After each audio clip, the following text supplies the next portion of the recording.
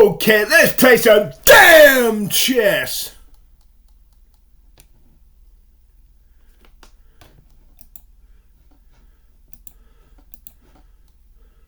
Street whore. And meaning.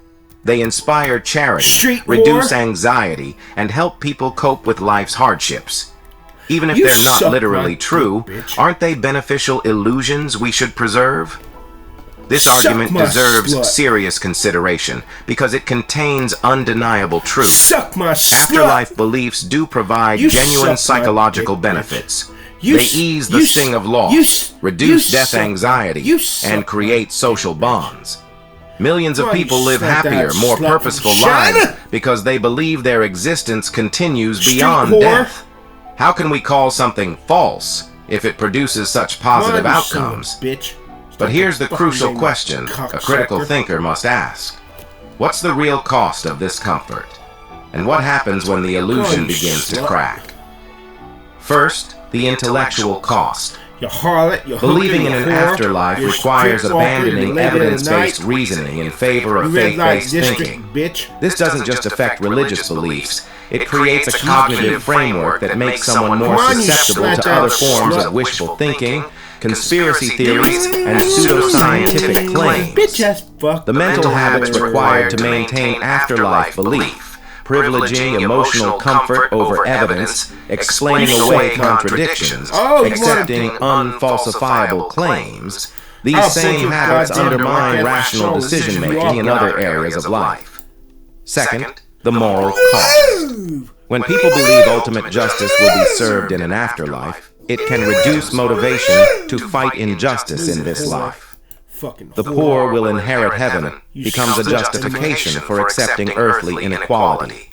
God will judge the wicked becomes an excuse for not holding them accountable here and now. Suck The my promise of eternal reward can actually diminish the urgency of creating real-world solutions to human suffering. Third, the authenticity cost. Living according to beliefs you've never honestly examined means never truly knowing yourself. Many afterlife believers privately harbor doubts they're not allowed to express or explore. They perform faith while experiencing uncertainty, creating a fundamental disconnect between their public persona and private reality. This psychological split can be profoundly damaging to mental health and authentic relationships. Fourth, the opportunity cost.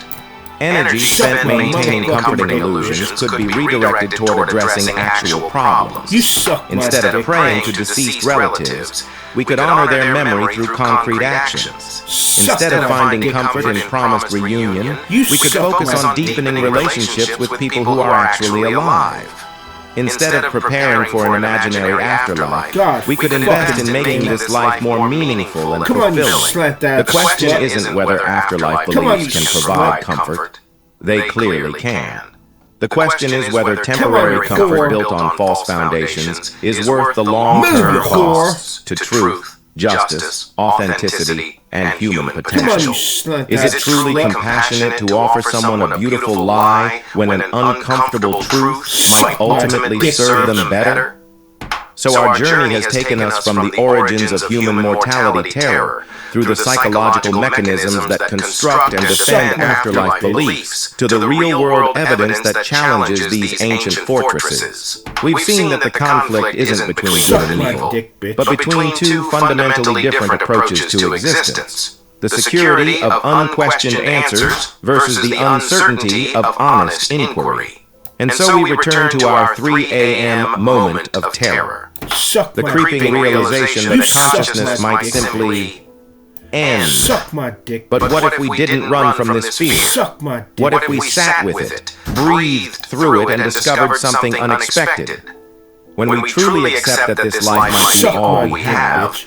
something profound shifts. Every moment becomes more precious because it's irreplaceable. Every relationship becomes more meaningful because it's finite. Every act of kindness carries more weight because it might be our only chance to create positive change in the universe. The view from outside the fortress isn't empty nihilism. It's radical responsibility. You If there's goddamn no cosmic motherfucker. justice Suck system, my dick. we must create justice here. If there's no predetermined meaning, We must create meaning through our choices. If there's no eternal life, we must make this temporary existence count for something beautiful. In the end, the choice isn't between having answers and having none. It's between the comfort of inherited certainty and the courage of honest uncertainty.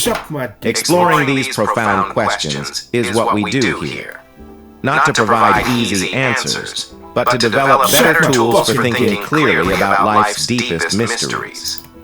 If you value intellectual honesty over comforting illusions, if you believe truth matters even when it's difficult, then you've found your community. Subscribe and join others who choose courage over comfort, evidence over wishful thinking, authentic You suck my dick, bitch. You oriental prostitute. Street whore. You suck my dick, bitch. You suck my dick. Someone has a near-death experience you suck my dick, bitch. Whether on their own or by falling down a YouTube rabbit hole, they come to the assertion that this experience is irrefutable evidence of their God or an afterlife. But even if the experience was legitimately beyond biology, what would it actually prove? Surprisingly, not that a deity or an afterlife exists. This is a classic case of argument from ignorance, driven by intuitive reasoning and confirmation bias, where an unexamined experience is mistaken for verified truth. Near-death experiences are profound, but they are not proof of the divine. They reveal more about the brain under stress than about the nature of any deity or afterlife. To claim otherwise is to confuse emotional power with epistemological rigor. If near-death experiences are proof of heaven, why haven't any of them ever revealed a new scientific truth? Amen. Amen. We don't let dreams count as evidence. We don't let hallucinations guide our science. So why do we treat near-death experiences differently? Suck my dick, and to be clear, the brain is still active in 100% of all NDE scenarios. In this conversation, we're going to take a hard, honest look at what's really happening when the brain gets close to the edge. So what are near-death experiences? Suck my dick. Near-death experience refers to a psychological experience reported by individuals who are either clinically dead or extremely close to death, often involving sensations like tunnels, lights, out-of-body perspectives, or encounters with other beings. Now, near-death does not equal actual death. Actual death is biological death. It means irreversible cessation of brain function. Near-death experiences occur during temporary loss of function, not permanent death. This distinction matters because the experience happens while the brain is still operating, albeit abnormally, which likely means that everything you're experiencing during a near-death experience is indeed a product of your brain. Now, another question we have to ask here is, would a near-death experience qualify as evidence for God? Like, what counts as evidence for God? Before evaluating near-death experiences, we need a clear set of criteria for what would actually qualify as evidence of a God or an afterlife. Philosophically and scientifically, such evidence would need to meet the following standards. Number one, consistency. The phenomenon must present similar recognizable patterns across individuals, times, and cultures. It also needs replicability. It should recur under similar conditions, not just once in unpredictable circumstances. God And damn it it. should be subject to independent verification. dick, bitch. The experience or outcome must be verifiable by third parties, not just the individual who claims to have experienced it. And then also distinguishability. It must be clearly distinguishable from known psychological, neurological, or cultural explanations. Suck my And of course, let's not forget suck my falsifiability. motherfucking There dick. must be a way to test it and potentially disprove it. Do near-death experiences meet these standards? In short, no. NDEs are subjective and highly varied. There is no Suck my consistent dick, narrative bitch. or structure that emerges from them. Some report peace, others terror, some light, others darkness. They're always culturally biased. Christians tend to see Jesus or heaven, Hindus may see Yama, and Buddhists might describe reincarnation-related imagery. NDEs are also neurologically Suck explainable. my fucking The dick. phenomena are closely tied to oxygen deprivation, temporal lobe stimulation, God fucking and damn it. neurochemical surges. And of course, they're unverifiable. No one else can confirm what the experiencer saw or felt. There's no external data. So what would actually count as evidence? She got arms? An example of what could qualify as compelling evidence would be predictive divine communication. You suck my dick. Consistently communicate specific, verifiable knowledge that could not have otherwise been known. Predicting the discovery of That DNA Howard Storm. details centuries He asked before. Jesus every Or question he could think to globally ask, and yet he shared came back revelations. not knowing jack People from all shit. over the world independently. He doesn't know whether report pets the go to same heaven. detailed encounter He didn't with God think to they ask had Jesus no prior that. exposure to. And I think the one that He we're doesn't know all what aware happened of to the fucking is lost always colony. the natural laws. Observable and verifiable Goddamn events that motherfucker. consistently defy physics and biology, attributed directly and demonstrably to a God, would qualify as evidence. Suck my These would motherfucking meet the dick. criteria for consistency, distinguishability, and verification, unlike near-death experiences. So what would count as evidence of an afterlife? God damn it. Cross-verified communication from the deceased? A deceased individual sharing specific unknown details with multiple unrelated people that can later be confirmed. Or instrumentally detected consciousness. Brain activity or Suck my intentional dick, response bitch. detected in a clinically dead person, verified by external instruments. Or Suck even my dick, repeatable bitch. post-death observation. An individual verifiably sees and reports events or data You while suck clinically my dead, dick, bitch. repeated by others in similar conditions. Again, God damn it. these would need to be Suck my motherfucking falsifiable dick, bitch. and independently confirmed. So God what damn if it. a near-death experience truly Suck does my go fucking beyond dick. biology? Well, even in a hypothetical case where a near-death experience could not be explained by biology or psychology, it still wouldn't prove that a God exists, that a specific religion is true, or that an afterlife exists in any meaningful or permanent sense. Jumping from a mysterious experience to a theological conclusion is not just a logical Get me out error, of the goddamn it's ethically shit hole. irresponsible. I want to play the game. I don't want to watch Rapidly the common fucking in game. I want to politics, play the religion, goddamn and game. culture because it offers emotional Jesus closure goddamn and social fucking validation.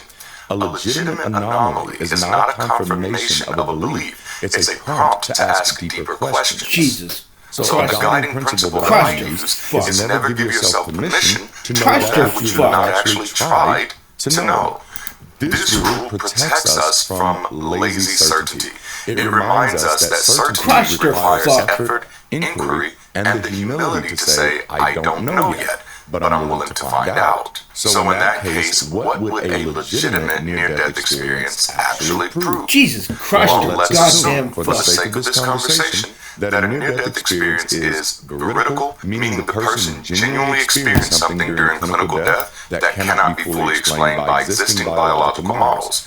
That would make it a legitimate anomaly, but not necessarily a validation of religious or spiritual beliefs. So what it would prove is that the individual had a profound conscious experience under extreme physiological stress. Christ, That your consciousness fuck. itself may be more resilient than previously understood, or that our definitions of clinical death need refining, or that our models of how the brain generates conscious experience are incomplete. What it would not prove is that a God exists, that the afterlife described in a specific religion is real, that what the person saw, whether it's a being, a place, or a message, was objectively true or universally acceptable. It would not prove that the experience came from outside the brain, Christ, your rather than from fuck. some unknown or lesser understood internal process. Experience does not equal reality. This is a foundational epistemological distinction. You stupid goddamn yep. You stupid does goddamn not prove that motherfucker. what was seen or felt corresponds to external,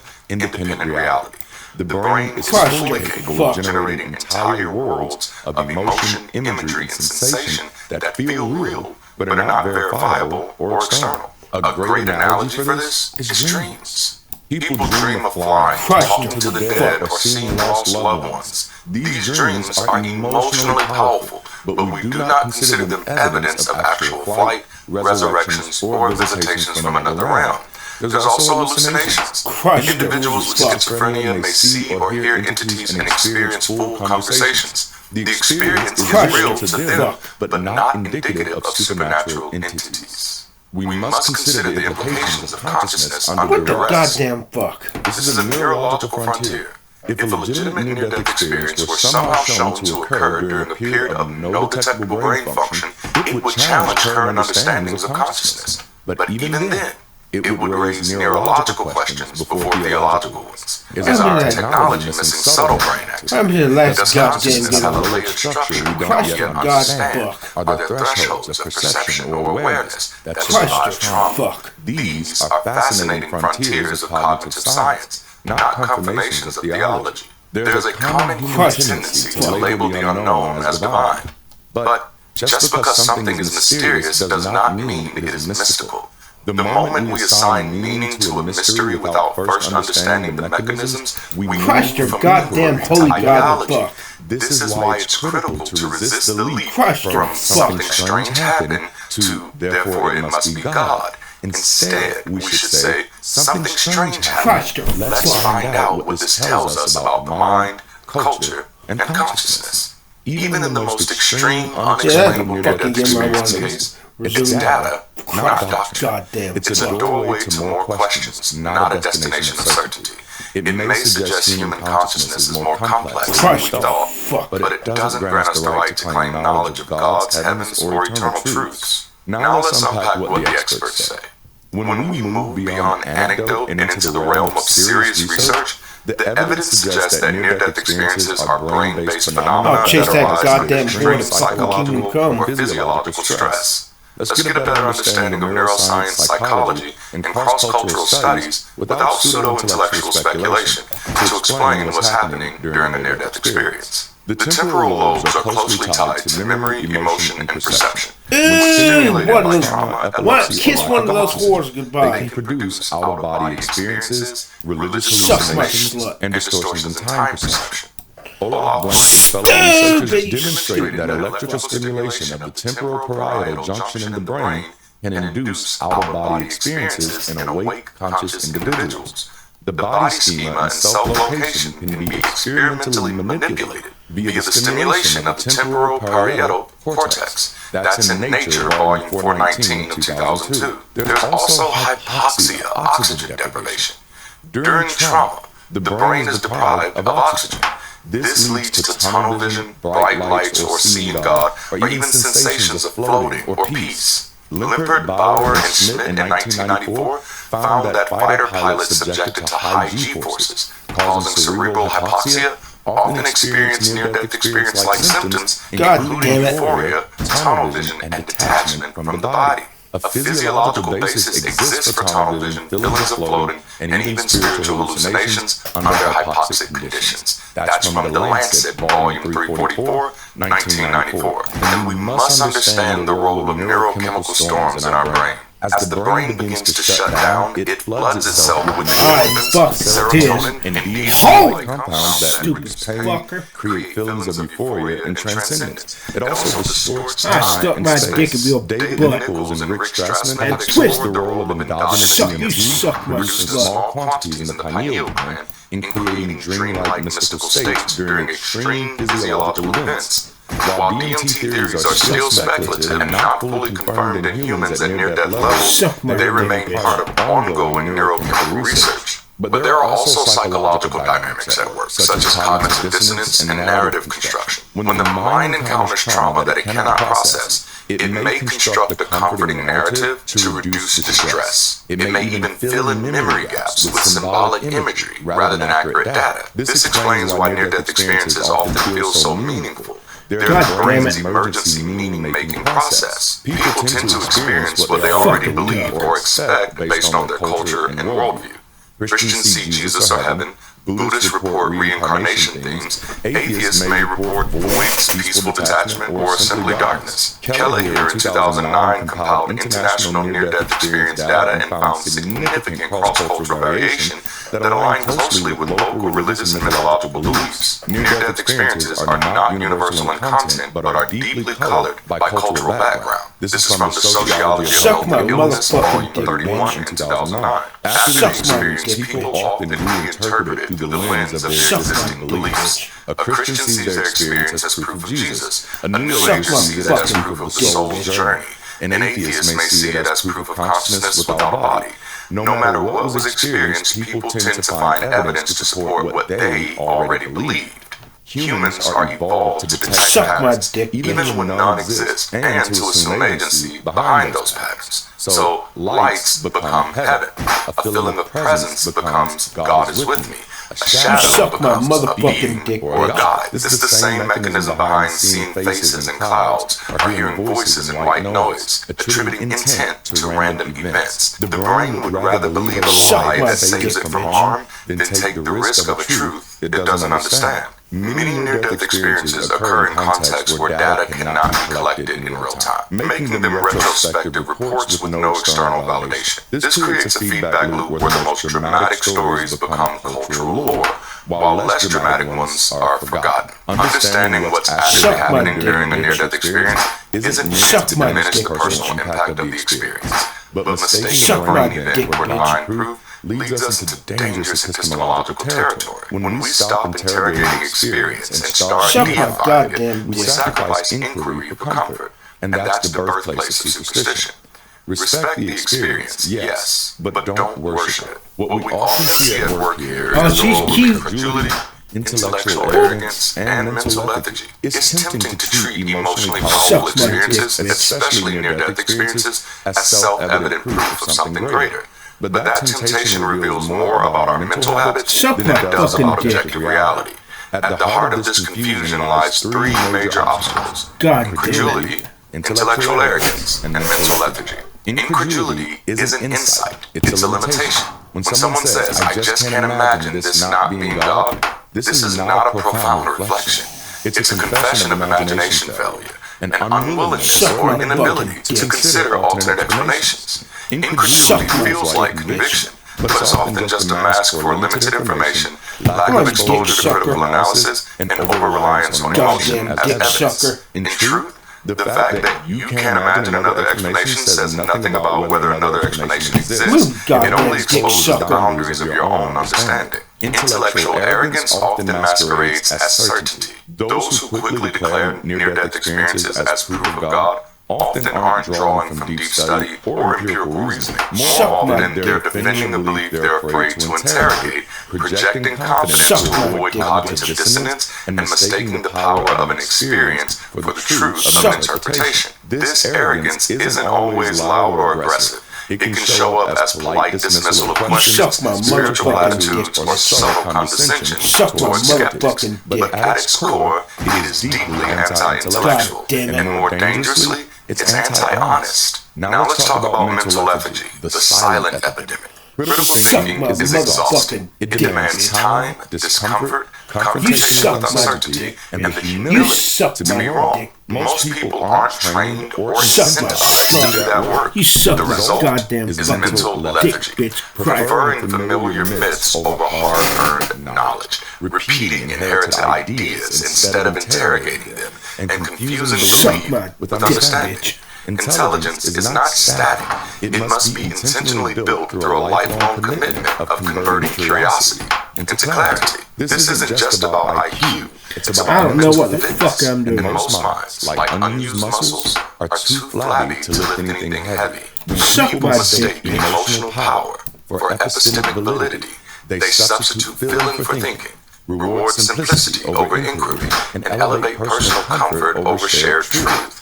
This isn't just a personal error. It has cultural consequences. Religions, conspiracy theories, political ideologies, and superstitions all thrive in environments where incredulity goes unchallenged and arrogance is mistaken for insight. We are often more persuaded by what feels true than by what actually is true. And that's why the ethical call to think, truly think, matters more now than ever. Near-death experiences are powerful, personal, and often transformative, but they are not proof of what lies beyond death. At best, they reveal what the brain does under extreme stress, not what happens when the brain is gone. To mistake these moments for maps of the afterlife is to confuse emotion with evidence and experience with reality. Until an experience occurs after a person is actually dead and can be verified beyond the one who had it, it cannot tell us what happens after death. Only what it feels like to come close. Thank you for joining me in today's conversation. If this was impactful for you, get today's guide on Windows Shop. The link is in the description. And if you're interested in building a local community where you are, tap in. That link is also in the description. And then, of course, visit dldd.us to learn more about me and the community ecosystem that I'm aiming to co-create with DLDD World Group, Grid City Global, Windows Shop, and that list literally goes on. If you want to financially support the channel, the content, the community, or the creator, that's me, check out the ways to support links in the description below. Thank you all for tuning in today, and until next time, keep rising. Suck my fucking dick, you fucking bitch. Suck my dick, bitch. Suck my dick, bitch.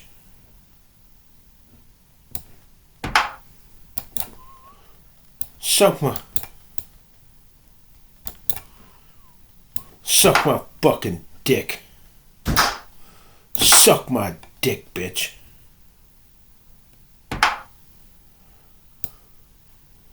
Suck my fucking dick. God damn it. Suck my dick, bitch. Suck my fucking dick. Suck my dick, bitch.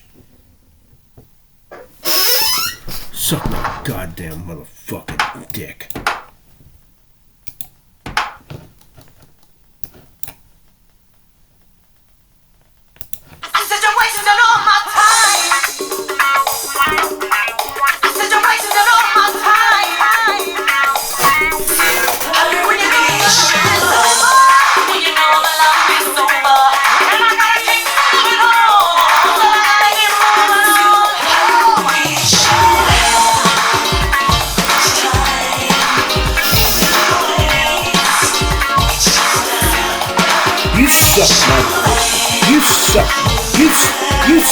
You suck.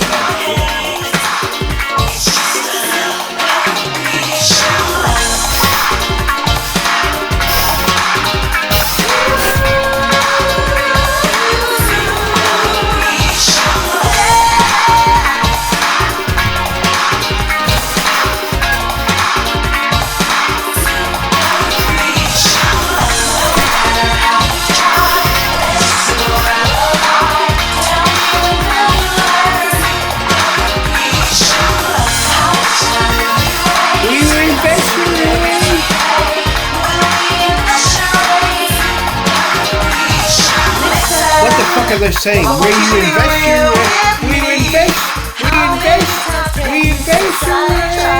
where you invest your where you invest your where you invest your where you invest your invest your you suck my dick, bitch. I fuck this. Hold.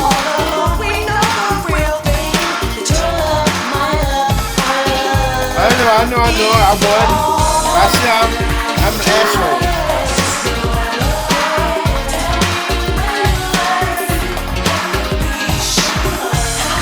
He bring up that whore. You suck my dick, bitch.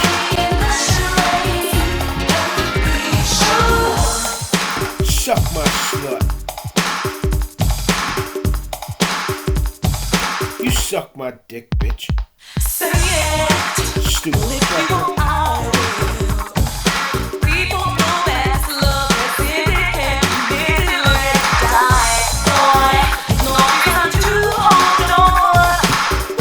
Now fuck up and pin through this fucking roof.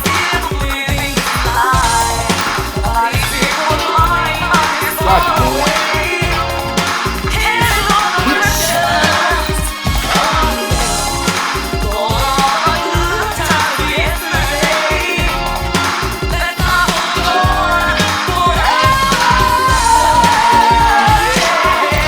Suck my dick, bitch.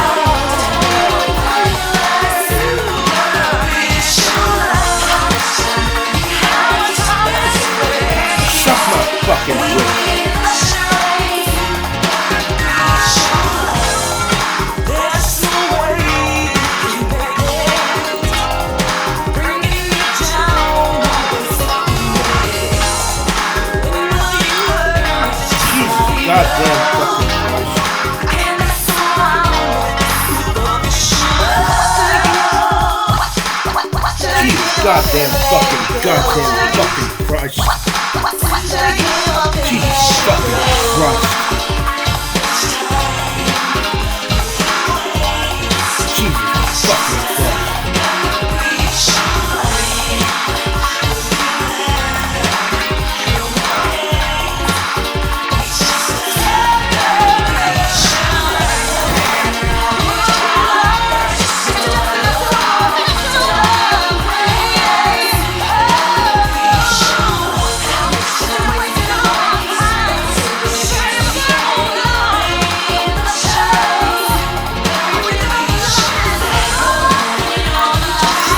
Stupid goddamn motherfucker. Suck my slut.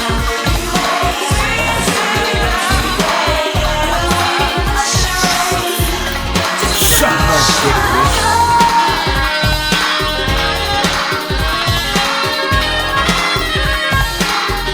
Suck my fucking dick.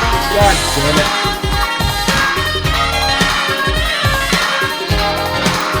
God fucking damn it. Suck my fucking dick. Suck my dick, bitch.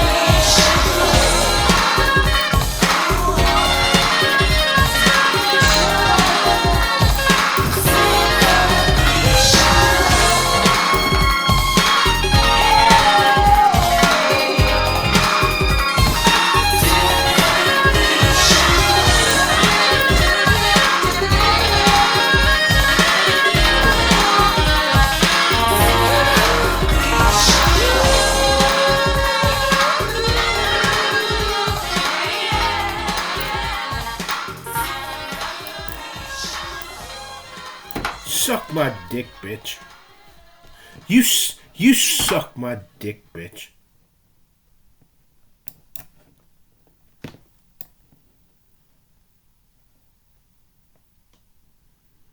Suck my dick, bitch.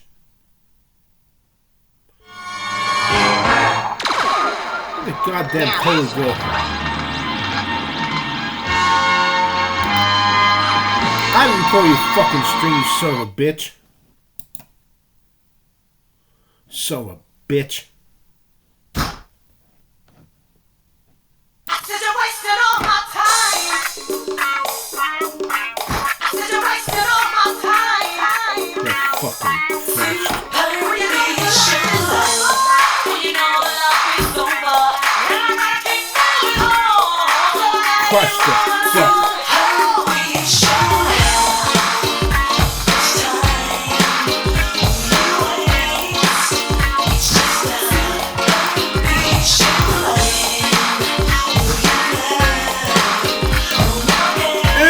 Stupid motherfucker.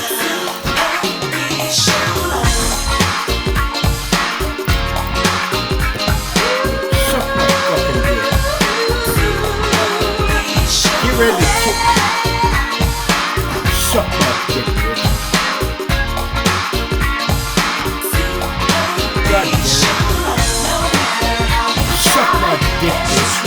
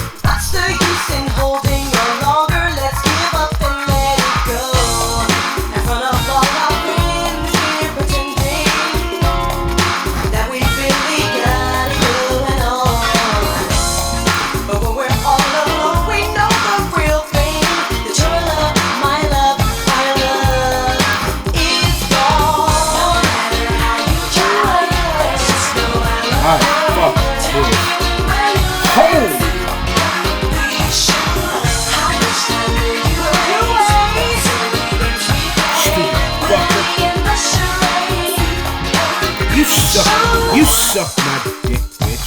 You suck my dick, bitch. Suck my dick, bitch. Suck my slut. Say it. You suck my dick.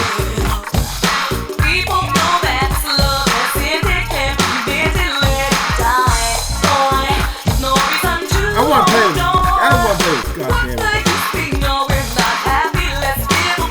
Crush your fuck.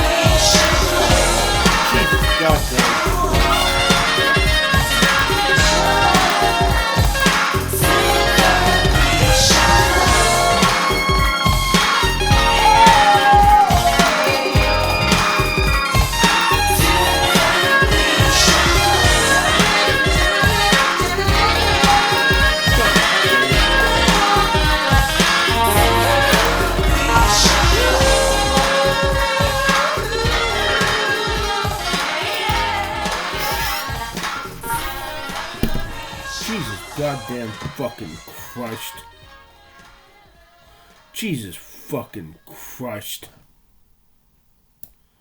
Jesus fucking goddamn fucking cunt. Goddamn. Now that's what it was.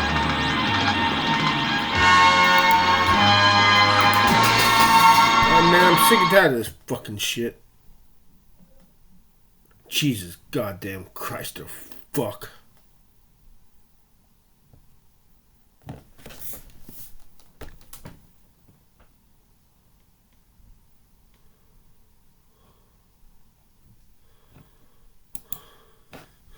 Christ or fuck.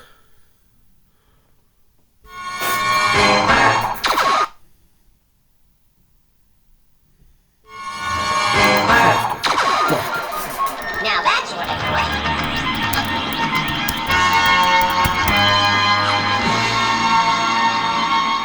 You ever rewatch a cartoon from your childhood and just sit Christ there like, what the heck was... fuck? Christ, close the goddamn player. Christ or fuck. I said you're wasting all my time. I said you're wasting all my time. Christ or fuck. Oh, it's cute.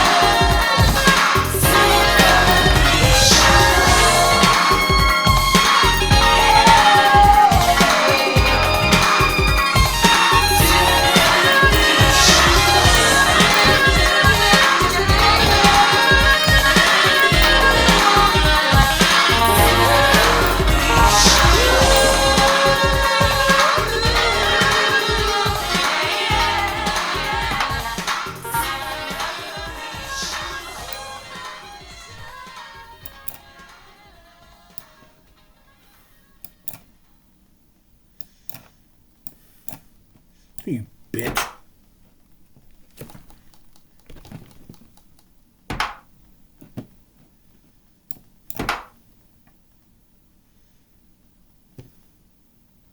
God damn it.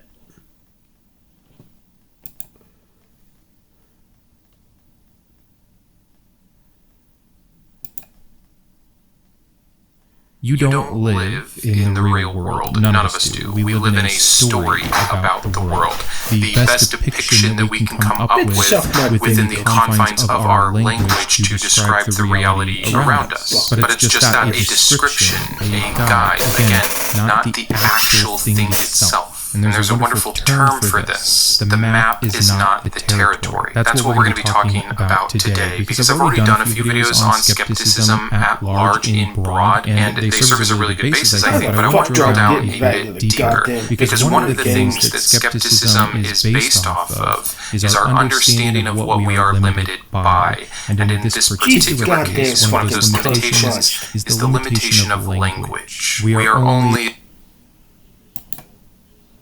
is good at understanding something as our best descriptions of it, the map that we make about it. Because that's what we have. We have a map. Your religion, your beliefs, your worldview, they're not reality, they're your map. And if your map is outdated or wrong or rigid, you're going to suffer for it, even if you can't understand why. Once you see this idea, you can't unsee it. The map is not the territory. So let's dive in and talk about that today. First, I want to cover what this really means and where we get this from. It was coined by Alfred Korzybski in the 1930s in his work on general semantics, which is different from just the common core semantics. And the quote that he wrote, "A map is not the territory it represents, but if correct, it has similar structure to the territory. Thus, its usefulness." And deep down, I think we all know this, or we recognize it once we have the language to accurately describe this phenomenon. But all our models, all our theories, all our labels, all our doctrines are just representations, not reality itself. That doesn't mean that they can't be close, or that they don't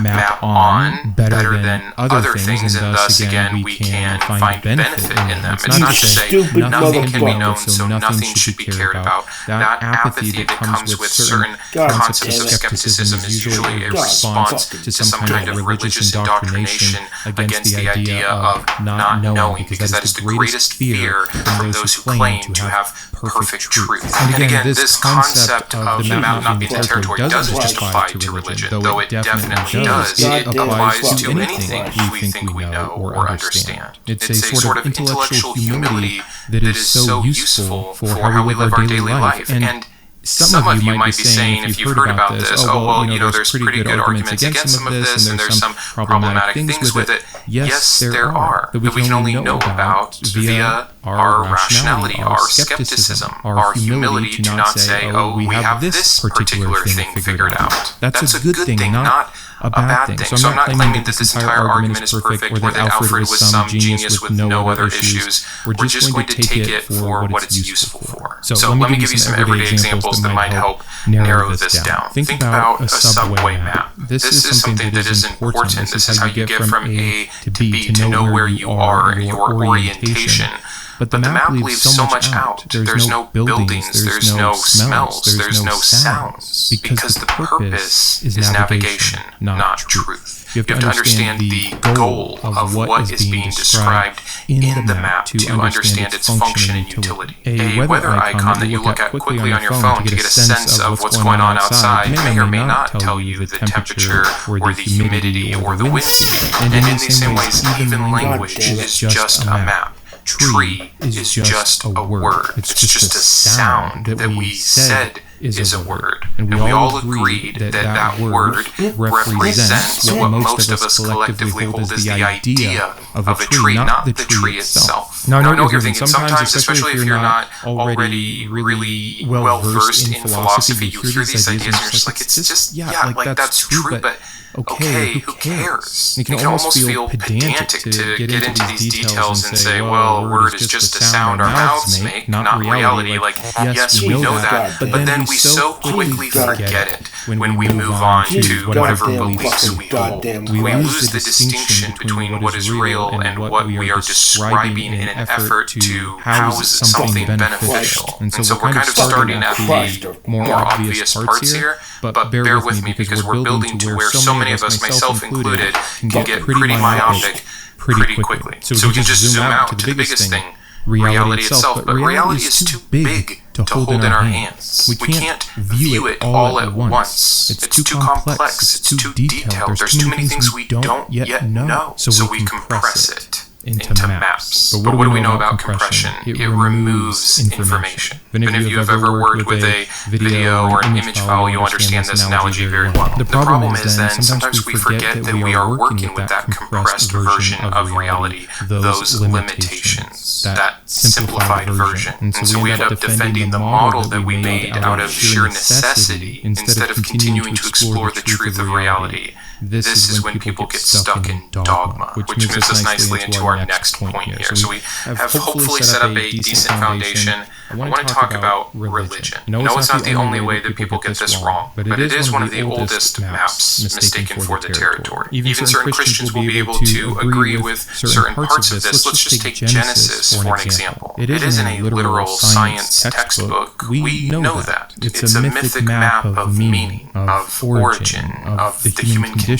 And if accepted and appreciated for that, a map that was useful to those people at that time, not a perfect description of reality, a compressed file, so to speak, then we find a lot less errors with it and a lot less problems with it. But again, just giving the example here in America, 40% of people that read Genesis read it literally, or I should say 40% of Christians. That's a very large amount. That is someone who has mistaken the map for the territory. They've based many things off of this compressed map incorrectly and to their own detriment. And oftentimes people will hear me kind of rail against religion in this way or critique these certain concepts of some of these books. And it's because the map at large is still being used as a claim of reality instead of a description of reality at a certain time to certain people with certain limitations. And until we can all agree that the reality has been compressed and therefore doesn't contain perfect truth,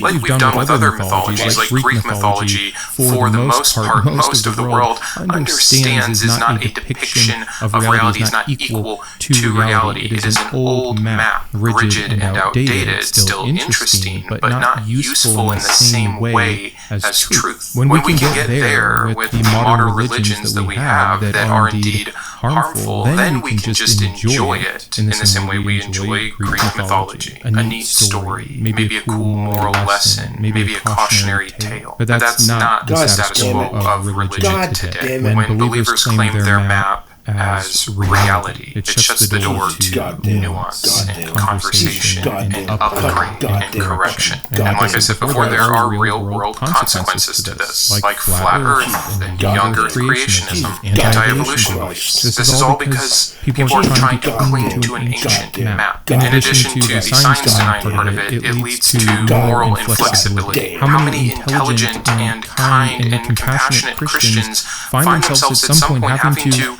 defend slavery or genocide or the subjugation of women or 1,000 other things that they otherwise wouldn't, except for what? The map says so, and to them, the map is reality. It can also lead to religious exclusivity. I just covered that in this video here, so I won't go on too long. Or how about divine silence? Suffering explained away as divine will instead of dealing with randomness and injustice. It's like using a medieval map to navigate Google Earth. When the world doesn't match your beliefs, you blame the world, not the map. And so you might cope by praying harder and denying evidence. And I think that Google map and medieval map is a really interesting comparison.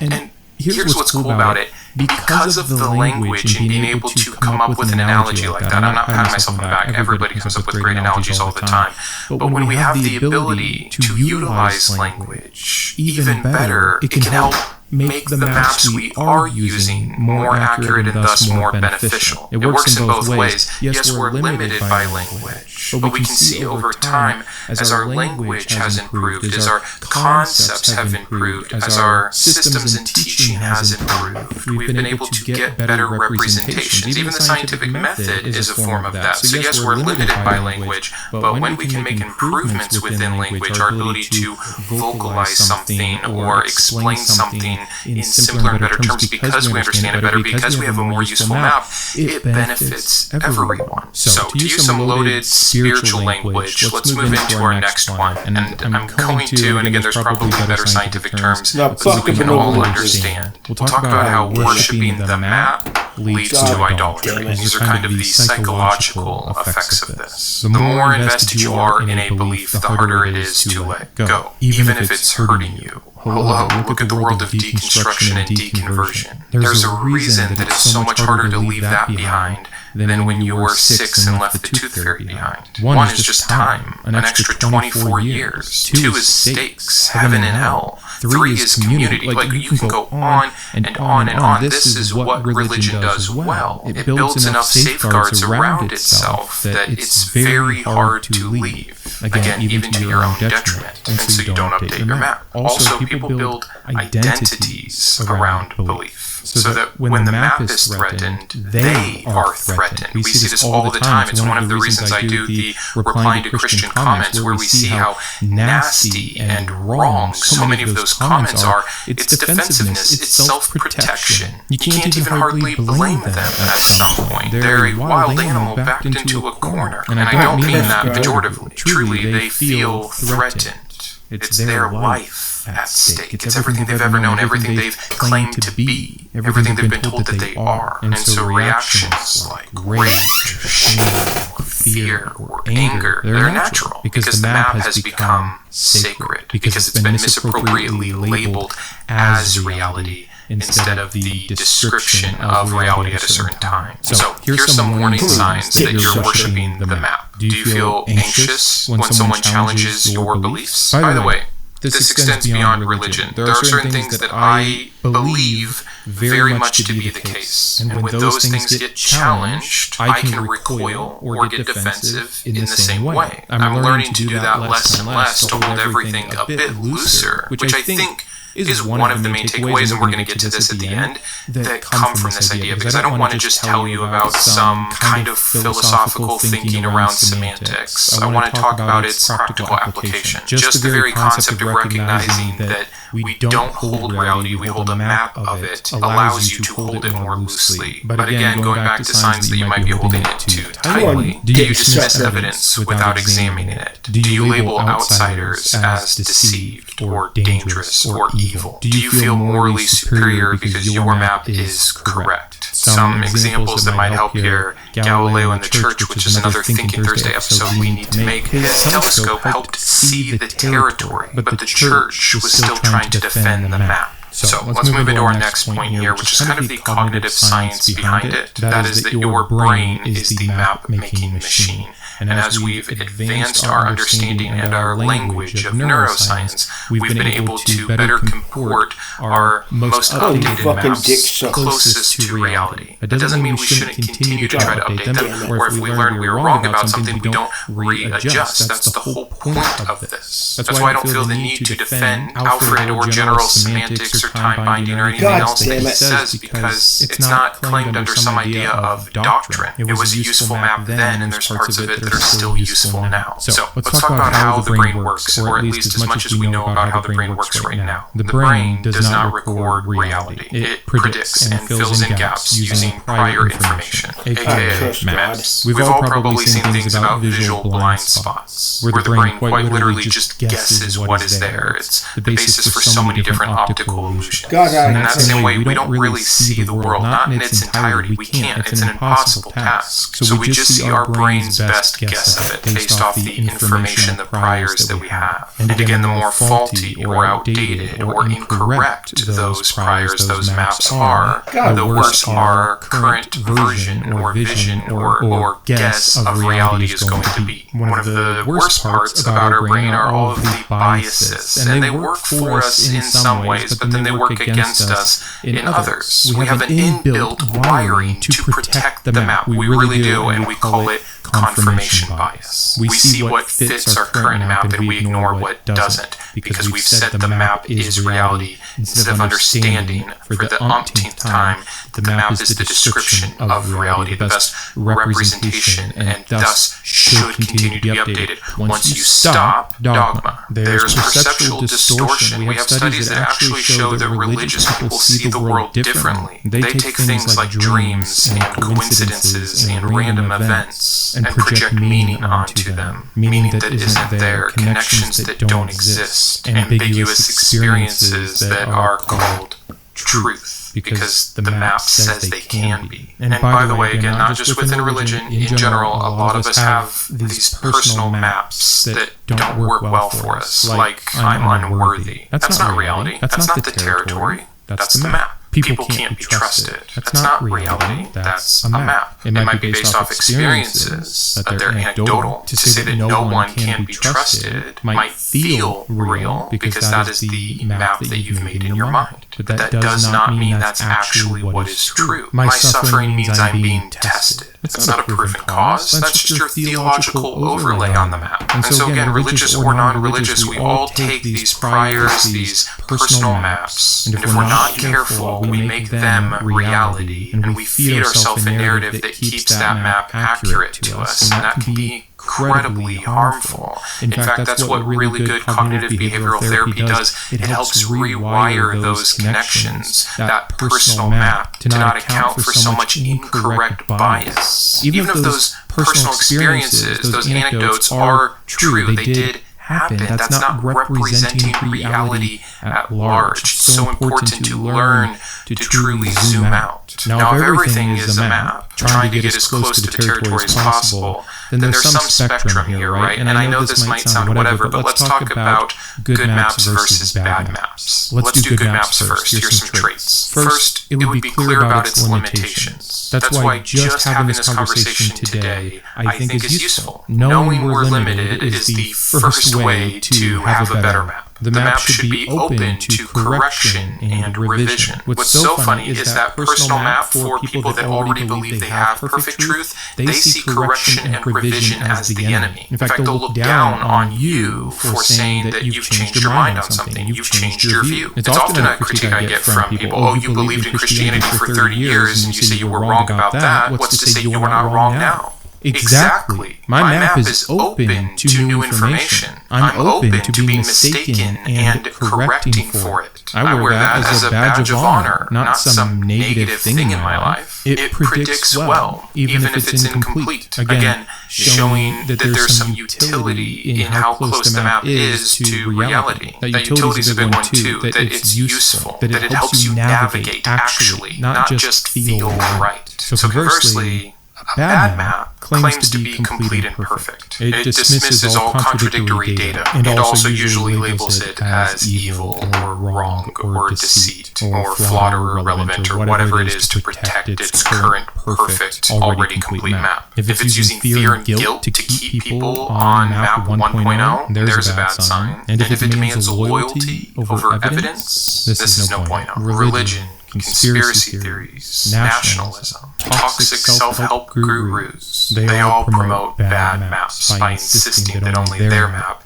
is real, that only their versions are valid. Many people will try to lump science in at this point, but science is self-correcting. This is boring! It wants to be wrong so that it can progress to the next closest comportment with reality. That's why science has been so much more useful than the self-help.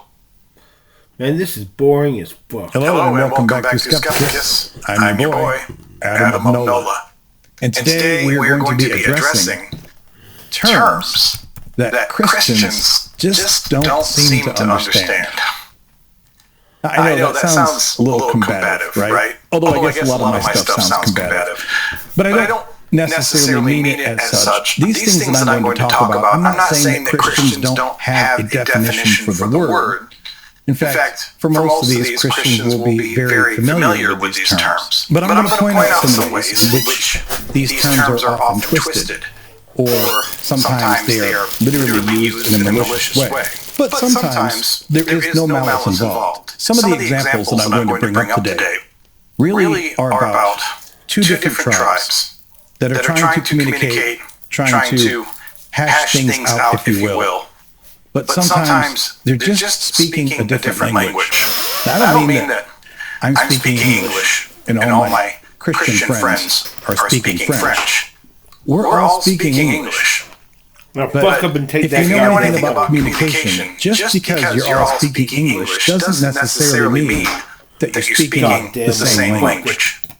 So this is one of those areas, as I've gotten a little older, Goddamn, a little grayer, or a lot grayer, You goddamn I've noticed that there's often people talking around each other because they use these terms in very different, combative, and conflicting ways. So I'm going to point some of these out today. Obviously, I am biased myself. I'm fully aware of that. This is clearly from this atheist perspective. But hang with me and see if you can't understand at least a little bit of why I say that these are two different languages that we're speaking. Our first term is allegory. Now, I'm not implying, of course, that Christians don't know the meaning of the word allegory. But when it comes to their religion, they absolutely do not understand the meaning of the word allegory. Now, I'm never going to tell you that all of your holy book is an allegory, and I'm not going to pick out this story or that story and try to shout it down and tell you that that's an allegory. But most Christians that I know actively refute the idea that there are allegories in the story unless those stories are clearly defined as allegories or parables. I did another video on this, but keep in mind, Jesus, the Son of God, who is, according to most Christians, part of this Godhead, the Trinity, so kind of like God himself, Jesus was very fond of speaking in parables. Even God himself, although it's not as frequent, will use poetic speech in the Bible. He will employ metaphors at times to get his point across. Yet, even though Jesus clearly spoke in parables and enjoyed doing so frequently to teach his crowd, and even though God is on record as speaking in poetic, metaphorical terms, when you start even implying that certain stories in the Bible might just be allegorical, man, you can ruffle some feathers. That And glorifies again, it's not just with the hyper-literalist or the fundamentalist. I became an Eagles. I became an fully Eagles believe in that evolution, glorified you. and yet they also fully believe in a global That flood. Now, those glorified two you. things aren't directly connected, but it's pretty hard on one hand to say that I believe in a global flood, which That literally glorified can't you. happen under the constructs of our environment and our atmosphere, etc., and then turn around and say that you believe in evolution. There is a dissonance there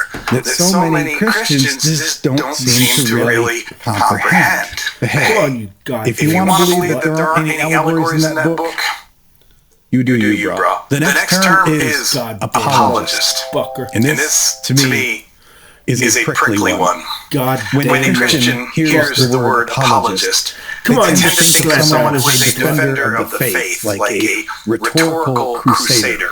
Come on, you I have to slap admit, that slut. Even as someone who is a Christian for 40 years, I never heard the term apologist back then. And the reason was because I didn't go out there and try to find people who were dogmatically trying to defend the faith. I mean, I would research things when I had questions, or I would talk to people around me who were also of a similar mindset and would hash things out. But I never even realized that there's this class of people. I can't call them a class of scholars. I can't call them a class of researchers. They're just a class of people God who fucker. revel in this idea that they are defenders of the faith. Of course, anyone who is actually not in the faith sees them as often intellectually bankrupt. Now, that's not to say that apologists are inferior in intellect. That's not to say that they're stupid in any way. Many apologists are frighteningly intelligent. And I say frighteningly because they have incredible mental capacity, and yet so often they use that mental capacity to dogmatically pick a position according to their reading of the text and then work backward from it and make any rhetorical leaps that they have to until they feel that they have satisfied the question in their mind, even if no one else outside the faith thinks it makes any sense whatsoever. There are a handful of apologists I have seen online that don't necessarily offend me. I think my best example is Gavin Ortland. He is respectful. He's accommodating of other views. Seems like he's genuinely a nice guy. Admittedly, a lot of the other apologists that I've seen come off as Theo bros. But they're not all like that, of course. But even the best ones, they're not really attacking this in an intellectually sound and honest way. They're picking a position according to what their dogma tells them that they have to find in the text. And then they're doing everything that they can to work backwards from it until they feel that they've quieted the doubt in their own mind and of their audience. The next term is atheist. Oh man, this is a sore point. This is boring. I cannot tell you how many Christians You suck my dick, bitch.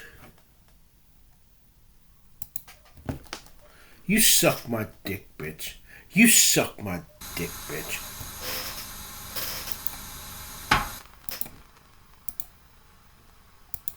Suck my dick, bitch.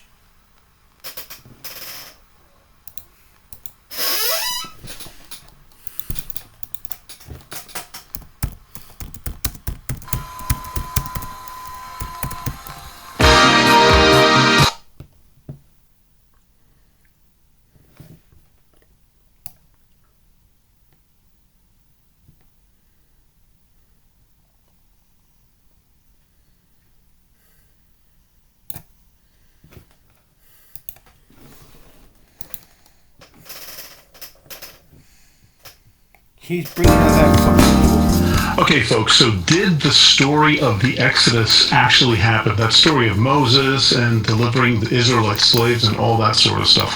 Well, it's a very good question, and it's also, unfortunately, or fortunately, a little bit complicated to answer just with a simple yes or no. For example, there are some reasons why scholars tend to think that there's something to this story in terms of it having happened in history. For example, who would make up a story like this? This is about Israel's origins as a people, and to say, not only to say that, we were enslaved for 400 years by the Egyptians, but that our God let that happen. This is a major shame factor. So it's hard to see this just being made up out of whole cloth. Also, another reason why scholars think that there's something historical going on here is because of the names. There are Egyptian echoes in the book of Exodus, and one of those has to do with names. So, for example, Moses is not a Hebrew name, it's an Egyptian name. We see that with, some of the pharaohs have this name Moses at the end, like King Tutmoses. Moses means born of. So Tutmoses means this pharaoh is born of the god Tut. So for Moses to have that name, it seems like there's something really Egyptian going on there. So you've got some reasons for thinking that there is something that intersects with history going on in the story. On the other hand, there are a couple of reasons why scholars have really questioned whether this is a historical story straight through. I mean, for example, there's no evidence for this having happened. There's no record or evidence of Israelites being slaves in Egypt. There's no record of them wandering through the desert for 4 years, and they probably would have left debris or something that archaeologists with rather sophisticated means can figure out. And it's not like people aren't looking for it. Now, the fact that nothing's been found doesn't mean in and of itself nothing happened, but it just seems very, very implausible at this point in time. There's no evidence for it. Also, there's no record of this in Egypt, and that's the kind of thing you might expect for them to say something about what happened. Now, some people think Well, listen, of course the Egyptians didn't mention it because it's an embarrassing that they got bested by slaves and their slave god. But that's not how it works. If something really bad happens, what you do in the ancient world is you spin it, you make it look, you give reasons that help you save face for why this happened. But we don't see that. And even forget Egypt for a second. If this something is monumental as about probably 2 million people leaving Egypt, that's a big deal. And other nations would have heard about it. The Moabites, the Ammonites, the Edomites, the Babylonians, somebody would have mentioned, you guys don't have much of a history there in Egypt. You got bested by the slave god. But nobody talks about it. That makes it unlikely that this is a historical account in the way that we understand history. Another thing that's a little bit difficult is just reading the story itself. It doesn't read like history. It reads like story. You have sea splitting in half, you have the Nile turning to blood, you have the sun blotted out, you have the death of the firstborn. And these things seem to read like ancient stories that have more of a mythical quality than a historical quality. So the question of, is this story historical or not, it's a little bit difficult to answer, and probably the best take is that it's got a historical root of some sort, and it's also got a story quality to it, and both of those things will come together. Now, to talk more about that would be like a 50-hour video, which I'm not going to do. Instead, what I will say is that I have a book coming out this month called Exodus for Normal People. It's a commentary of the book of Exodus written for just everyday people without an academic background, with maybe curiosity, but not a lot of background in this particular issue. And it's there, and I talk about a lot of these things, and I try to come up with some answers for some as I'm able to, and there it is. And if you're interested, go to the Bible for Normal People. Jesus goddamn cunt. Jesus goddamn cunt. Fucking goddamn Christ.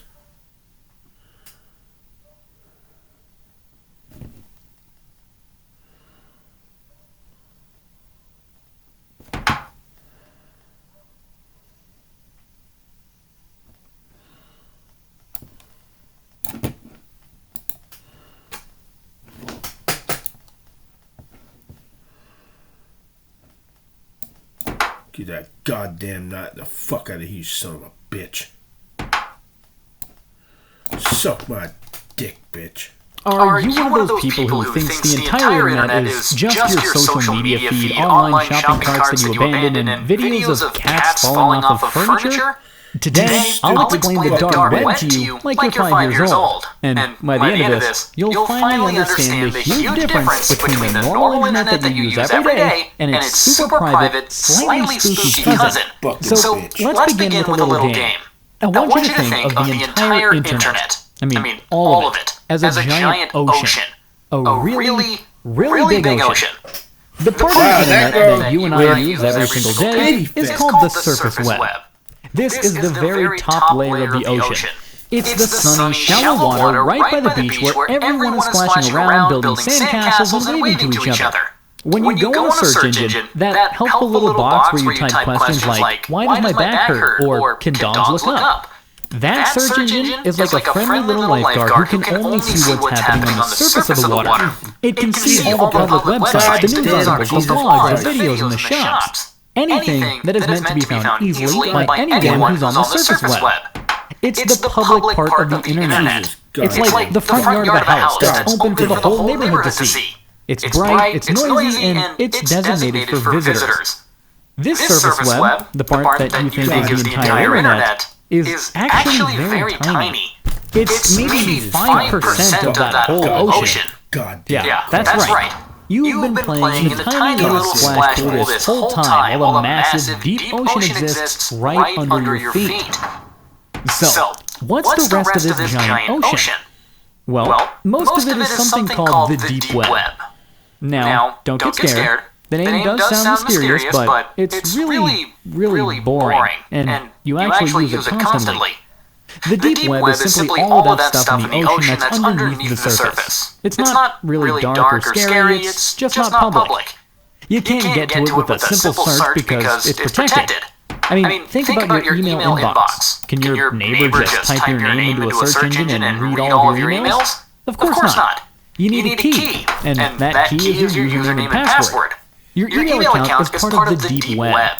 Think about it like your online banking account. It's there on the internet, but it's hidden behind a secure wall that requires your special login information. That is the deep web. Your private social media messages, your company's internal network, your streaming service account page that knows you've watched the same show 5 times, academic databases, medical records, and legal documents. They're all safely floating around in the deep web. It's like a whole world of private buildings in our internet city. The surface web is the public streets and parks. The deep web is all of the houses, the office buildings, and secret clubs that you just can't waltz into. You need a key card, a membership, or a secret handshake to get inside. It's not for criminals. It's for privacy. It's the biggest part of the internet by far, making up pretty much everything that isn't the surface web. So, when you log into, well, anything at all, congratulations! You're a deep web explorer. You just didn't know you had such a cool job title. It's really not a scary place. It's just your place. It's where your digital stuff lives, locked away safely from public view. It is the whole reason that the internet is useful for personal things. I mean, without the deep web, all of our information would just be out there on the beach for anyone to look at, which would be a total disaster. Okay, so we have the sunny beach, which is the surface web. We have the huge private ocean underneath it, which is the deep web. So, where in the world is the dark web? The dark web is a very, very small and very, very hidden part of the deep web. Imagine in our giant ocean, there's a super deep, dark trench at the very bottom. It's so far down that no normal boat or submarine can get to it. You can't just stumble upon it by accident. You have to know that it's there, and you need a very special kind of submarine to reach it. That is the dark web. It is intentionally and expertly hidden. It's a small little corner of the internet where everything is anonymous. The people who use it don't want to be found. The websites on it don't want to be found by normal means. Everything is designed around total, complete, and utter privacy. So, how do you get into the secret trench? I mean, you can't use your normal web browser. Your regular browser is like a shiny yellow tourist submarine with your name painted on the side. Every time you visit a website, that website knows your submarine's name and where it came from. Your computer has a unique address, kind of like a home address for your device. This address is how websites know where to send the data that you asked for, like pictures, texts, and videos. But on the dark web, nobody wants their address known, so people use special software to get there. The most famous one is called Tor, which stands for the Onion Router. And it works exactly like an onion. Let me explain. When you want to visit a website using Tor, it's like you're sending a secret message. First, you write your message down and put it in a lockbox. Then, you put that lockbox inside another lockbox. And then another, and another, and another. You create multiple layers, just like an onion. Then you send this multi-layered box to a random computer somewhere in the world. That computer then has the key to unlock only the outermost box. Inside, it finds instructions to send the remaining boxes to another random computer. That second computer unlocks the next layer and sends it to a third, and this pretty much happens over and over and over again, bouncing your secret message between volunteer computers all across the globe. And by the time your message gets to its final destination, the website that you want to visit, it's been passed through so many hands that no single person in the chain knows both who sent the original message and where it was ultimately going. The website you visit only sees the address of the very last computer in the chain, not yours. It's like playing a massive game of telephone with a secret note, where each person in line is in a different country and wearing a mask. This is how the dark web achieves anonymity. It hides your computer's home address by making your connection take a long, crazy, unpredictable trip around the world. This makes it almost impossible for anyone to trace your activity back to you. So the websites on the dark web also use the same technology. Their physical location is hidden as well. Their web addresses usually end in .onion instead of .com. And now for the big question. Why on earth would anyone want to go to a place like that? Well, the answer is complicated because total anonymity is a tool, and just like any tool, it can be used for both good things or bad things. Let's talk about the good stuff first, because it's important. In countries with oppressive governments where people can be punished for speaking freely, the dark web is a lifeline. It allows journalists, activists, and ordinary citizens to communicate with the outside world and report on what's really happening without fear of being tracked, arrested, or worse.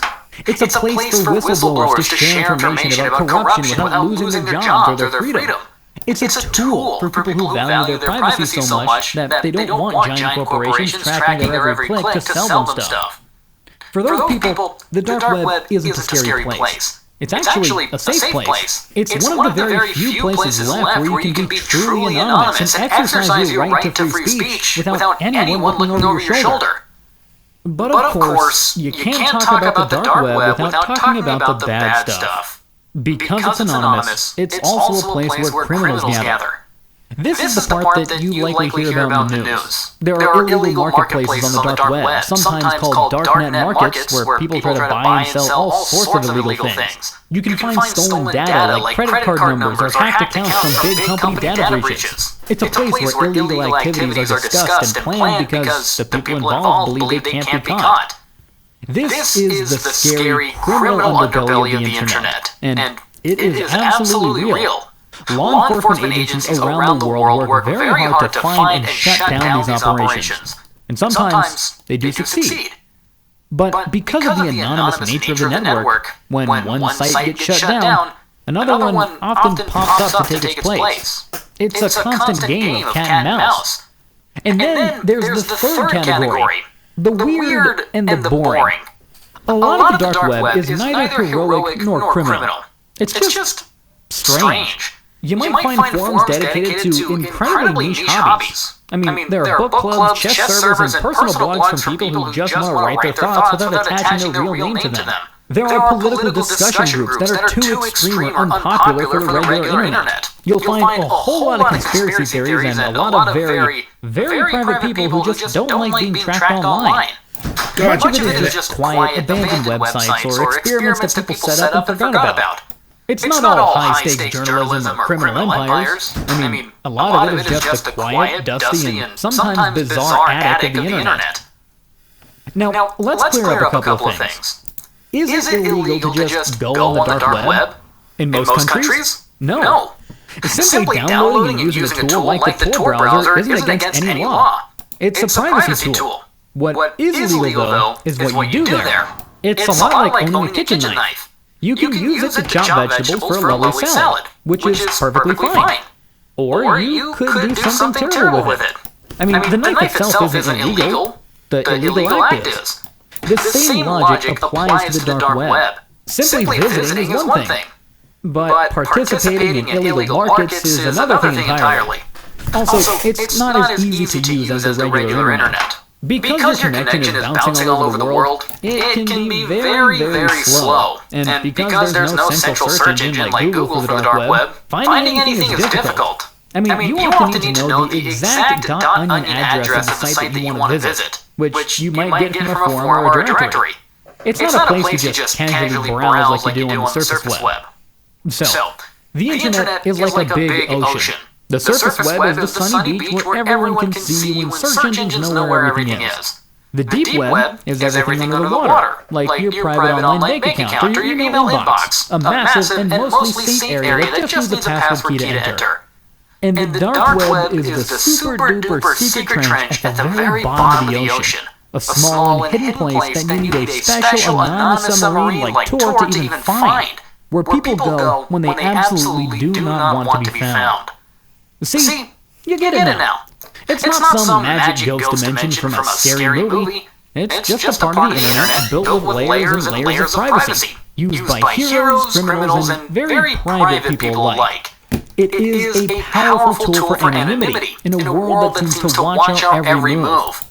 But now, you know the secret. So go on. Explain it to your friends. I mean, you're basically an expert now. You're welcome.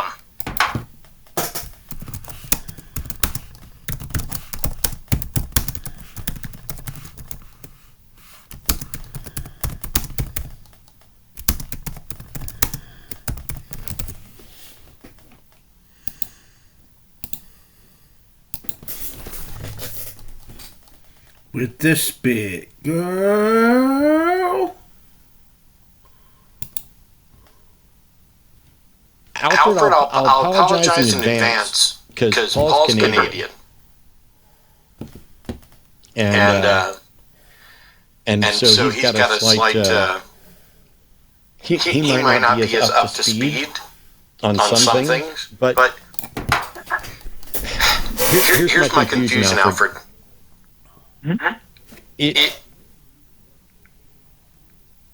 I don't know. Maybe I expressed confusion in a way that I don't know. Because you're saying I want to call in and say, from a Christian, here's why I voted for Trump.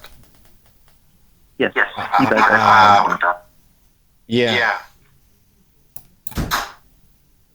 What's your primary reason as a Christian for voting for Trump?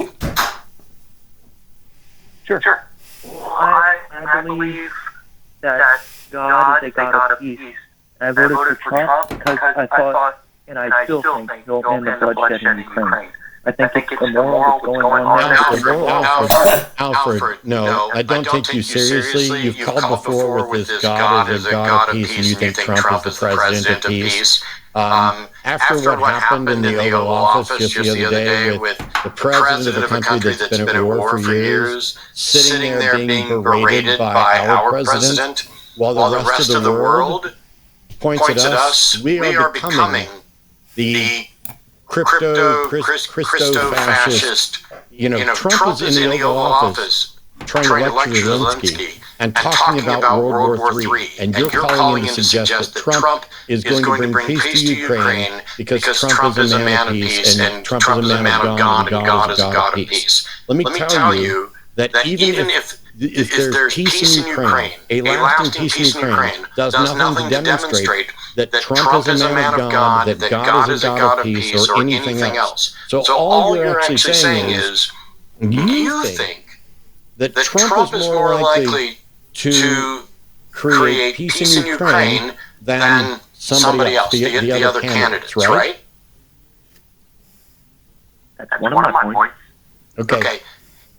Is Ukraine going to exist Boom! at the end of this as an independent state, or is Russia going to control it? Well, I don't hate Russia. There's a lot of... Alfred, I didn't ask you if you hated Russia or anything else. You are approaching, like, once again, dishonest as fuck caller level. I asked, in your estimation, you think that peace is going to occur in Ukraine. Is Ukraine going to be controlled by Russia? Is that what you consider peace?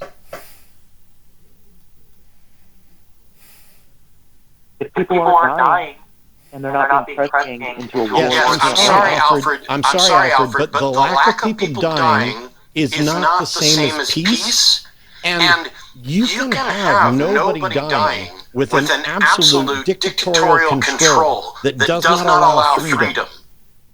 We're not in favor of that. So you're willing to fight this war to the last dead Ukrainian, is what it sounds like to me. It's immoral. It's not immoral. Defend yourself from invasion from others.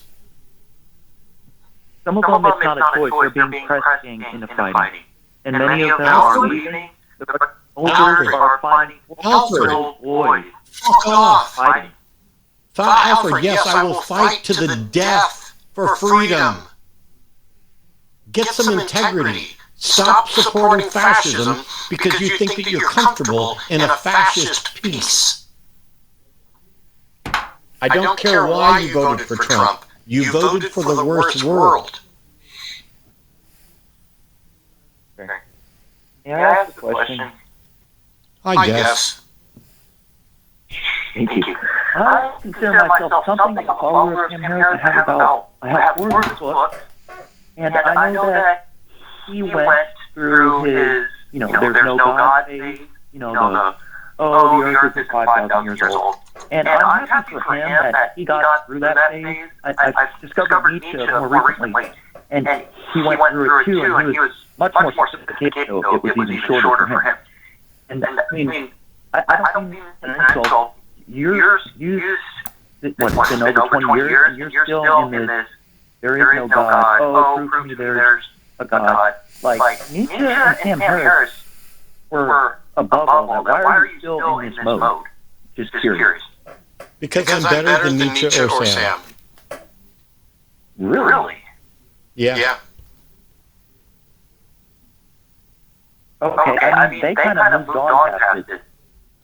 Yeah, that's their problem. Much like you've moved beyond freedom to just that's.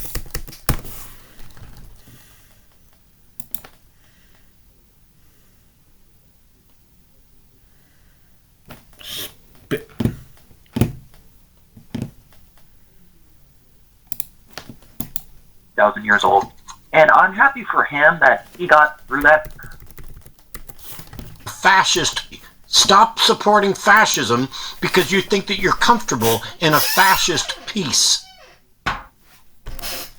I don't care why you voted for Trump. You voted for the worst world. Okay. May I ask a question? I guess. Thank you.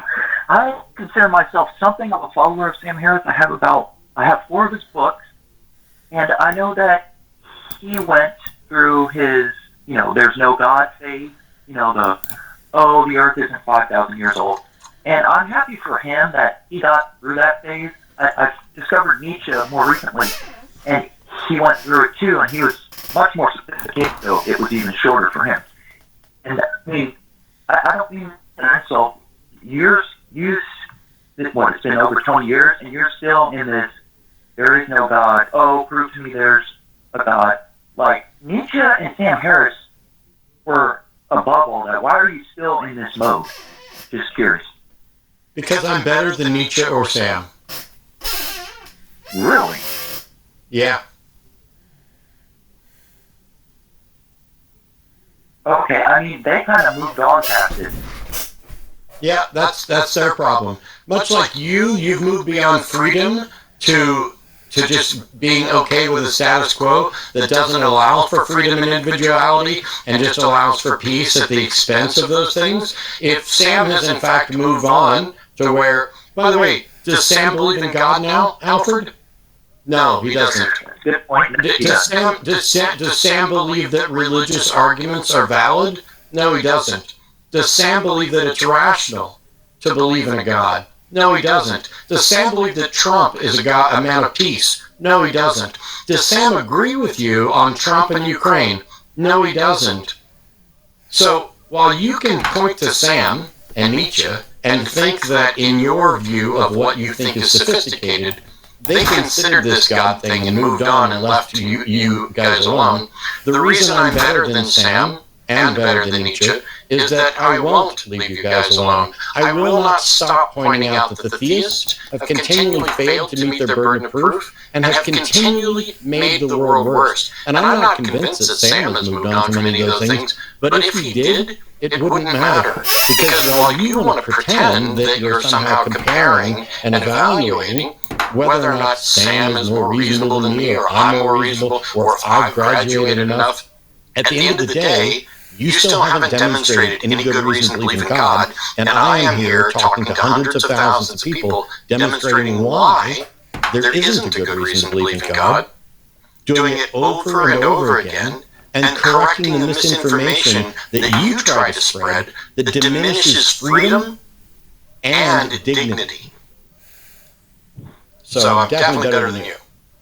Alfred, your question is like calling up a 4th grade teacher and saying, why do you go on and on about fractions and go on and on about multiplication tables when there are so many mathematicians who do much more advanced algebra than that, and they're multiplying matrices and doing all these things and differentiating and all this stuff. And you're like, no, because we're here addressing the fifth graders is the answer to the question. We're talking to people who are not like it. Cool. Okay. One thing I would know, you guys were talking about the existence of Jesus, and like this is established in academia. Like, there's nothing we can say with certainty about Alfred. I don't have any problem at all with the fact that most historians think that Jesus existed. I'm not a mythicist, but the mythicists have a point. And historians think that Jesus existed because when people are referred to in documents that are generally viewed as historical, as if they existed as a person, then we just presume that they were, because it's not as likely that they were made up. I'm not asserting that Jesus did not exist. I'm saying that apart from the assumption historians make, which may in fact be reasonable, there is no way to confirm that Jesus existed, that he said or did anything, that any of the miracles associated with him occurred, that he was killed and died and stored in a tomb and resurrected. None of those things are historical facts that are confirmable. When you try to suggest that us merely pointing out that mythicism cannot be falsified, that nobody's demonstrated, when you point out that historians generally accept that Jesus existed, you are no longer engaging in things honestly, because neither Paul nor myself are mythicists, and neither of us are saying that we can confirm he didn't exist. The fact that historians use methods that generally assume people existed does not in fact confirm their existence. Sure, and history is a dark field. There's no experiment you can run to demonstrate either. Correct. Correct. Yeah. But if in fact Jesus existed and Jesus was God, God wouldn't need us to run an experiment. God could confirm it right now to everybody, right? Mm-hmm. And you guys aren't listening to me. I have a whole chapter in my book about how defending that Jesus existed. So I'm absolutely no one on this show. There's too much. Cover up. Like, in the Gospels, the way the story is told is the Jewish crowds were responsible for the death of Jesus. And it looks to be like a cover-up, like the Gospel authors wanted to get along. Alfred, I don't need you to give me what your take is on the Gospels. I need you to present evidence that the Gospels are telling a true story. Mm-hmm.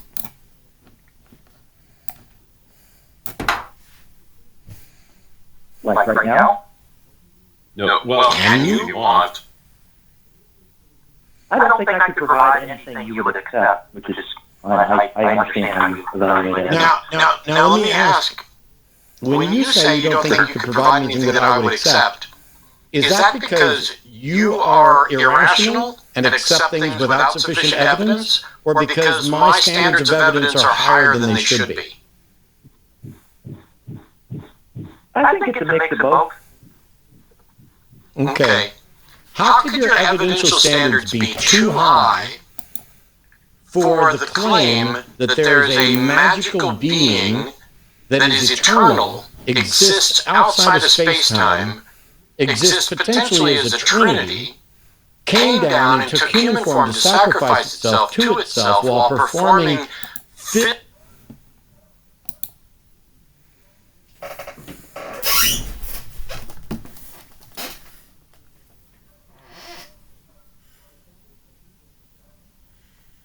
Move, you slut.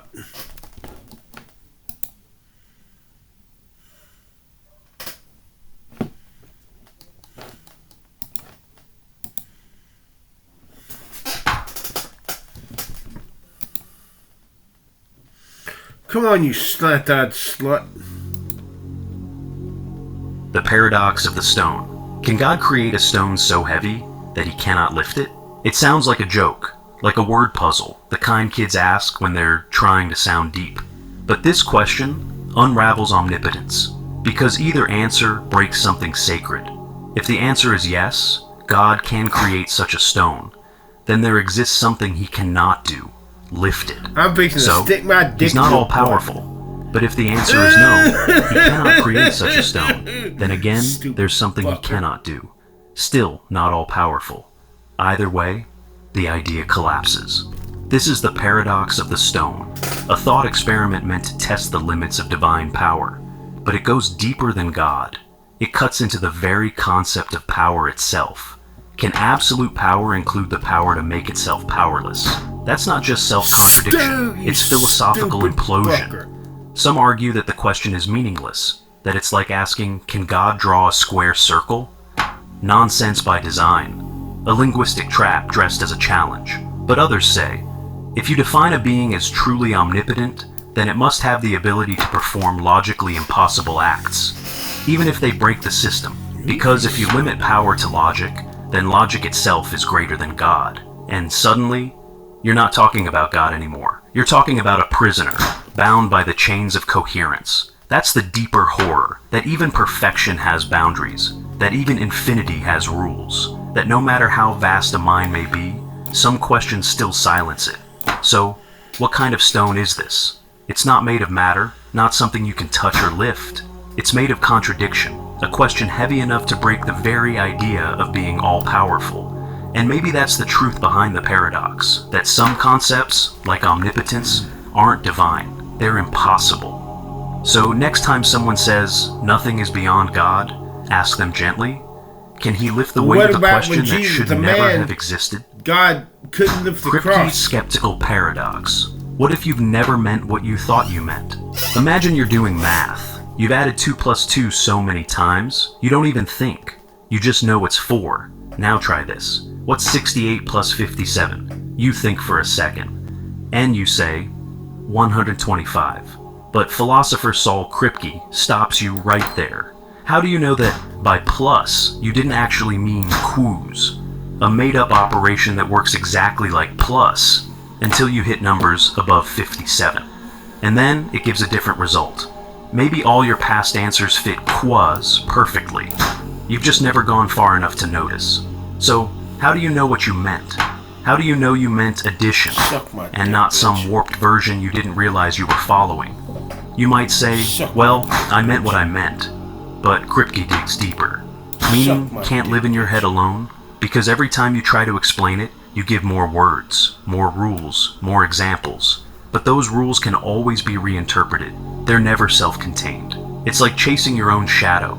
The more you try to lock down what you meant, the more it slips. So, here's the paradox. If meaning is just behavior, and behavior can match infinite interpretations, then there's no fact about what you ever meant. Not yesterday, not now, not ever. Language becomes a hall of mirrors. Words lose their grip, and all that's left is guesswork. Even when you think you're following a rule, like math, or grammar, or logic, there's no anchor, only habit, only momentum. So, when you say I understand, Kripke asks, do you? Or are you just repeating patterns you never truly grasped? The skeptical paradox doesn't just threaten knowledge, it threatens meaning itself. It says that our confidence in language, in thought, in intention, might be an illusion, a perfectly rehearsed performance with no one behind the curtain. You might think this doesn't affect your life, but everything you've ever believed, spoken, remembered, or loved was shaped through language. And if that language never meant what you thought it did, then what exactly do you know? The paradox of denotation. What happens when names try to name themselves? Imagine a list, just a simple list of words, but something strange about it. This list contains every phrase that does not refer to itself. So you go through, moonlight doesn't refer to itself. It refers to actual moonlight, so it stays on the list. 4-letter word? Sure, that's just a description, also stays. But now you write one more. The phrase on this list that does not refer to itself. Here it comes. Does that phrase refer to itself? If it does, then it shouldn't be on the list, because the list only includes phrases that don't refer to themselves. But if it doesn't, then it does meet the requirement. And Are you one of those people who thinks the entire internet is just your social media feed, online shopping carts that you abandon, and videos of cats falling...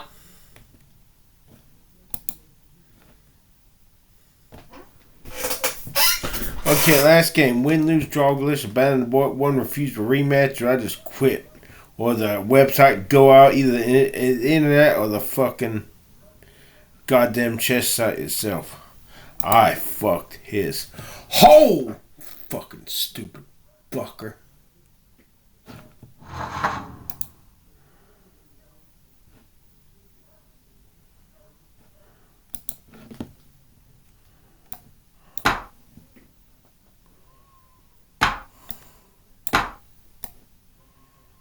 We're finally ready to get into a new book, Book of Exodus.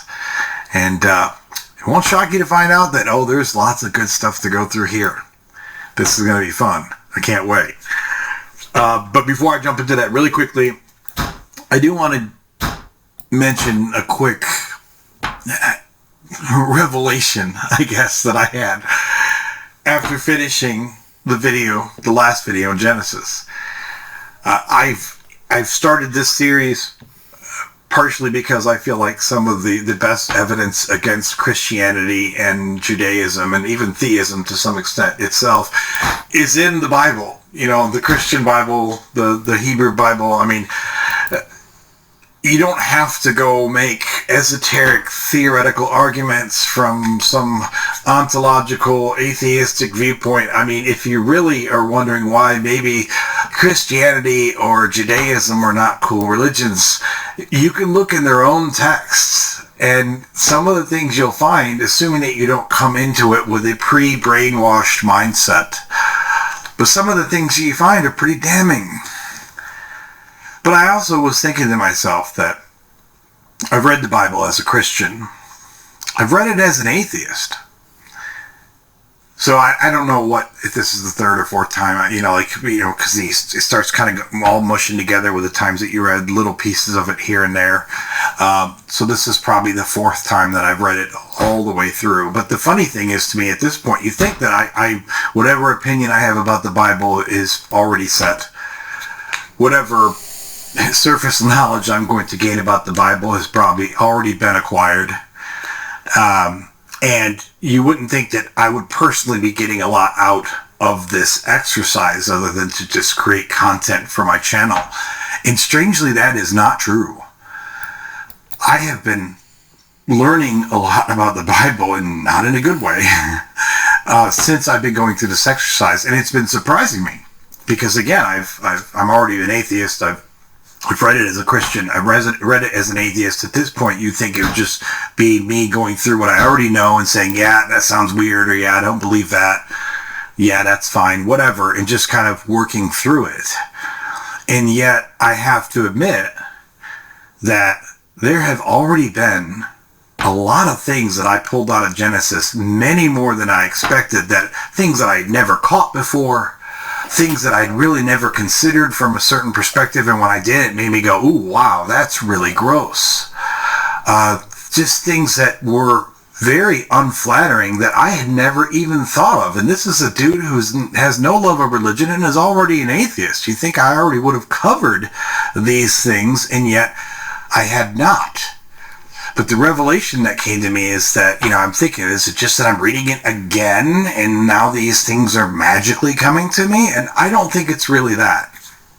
I think what it comes down to, I've criticized that Christians, whether they're new Christians like as children or what have you, or whether they're dyed-in-the-wool Christians from years and years ago, regardless, they tend to open the Bible and read it from a pre-brainwashed point of view. They already have their opinions on the books and the major characters and the edicts of God, etc. And there's probably not a lot they're going to read that's going to change anything.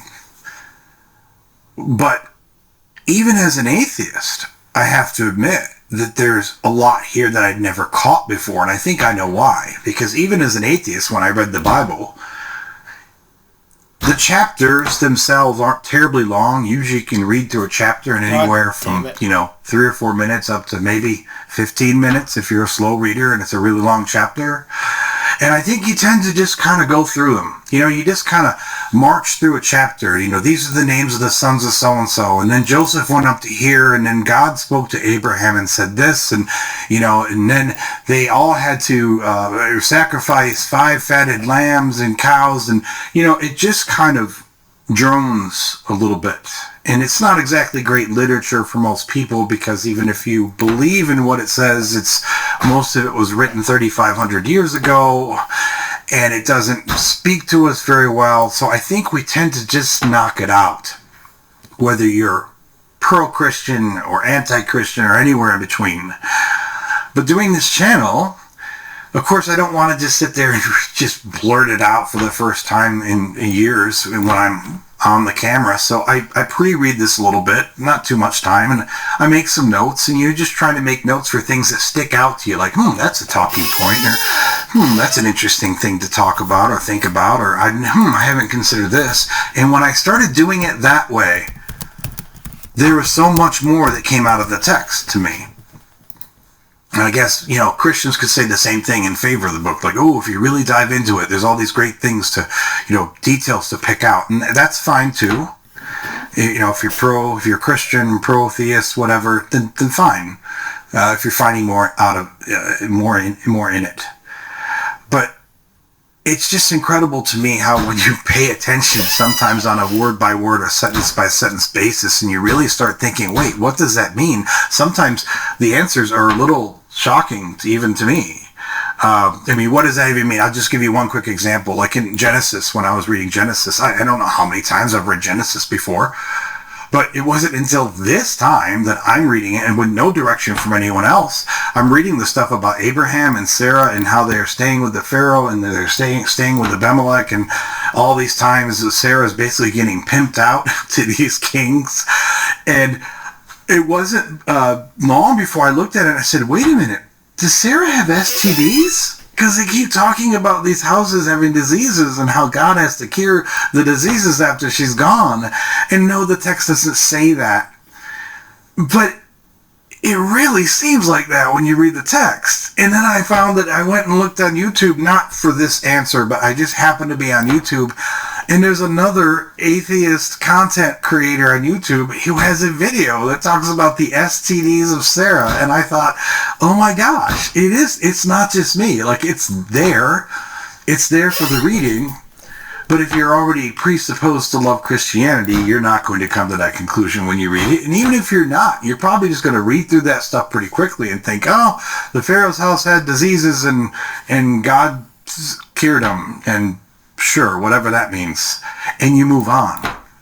But this has been a very enlightening experience for me. So, all that being said, I'm excited to get into all the joy that is Exodus. We're finally out of Genesis.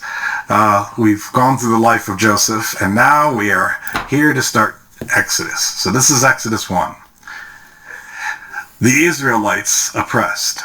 These are the names of the sons of Israel who went to Egypt with Jacob, each with his family: Reuben, Simeon, Levi, and Judah. That's weird. It puts Levi. It says Reuben, Simeon, Levi, and Judah, a pair somehow. Issachar, Zebulun, and Benjamin. Dan and Naphtali. Gad and Asher. The descendants of Jacob numbered 70 in all. Joseph was already in Egypt, which they kind of covered before, but I guess they're giving us numbers now. Now Joseph and all his brothers and all that generation died, but the Israelites were exceedingly fruitful. They multiplied greatly, increased in numbers, and became so numerous that the land was filled with them.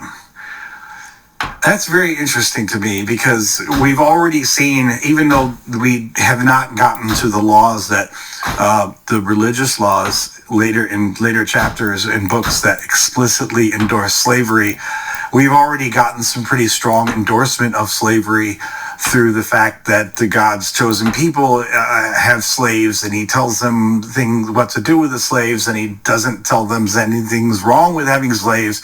So there's a very implicit, at least at this point, sponsoring or endorsement, if you will, of slavery.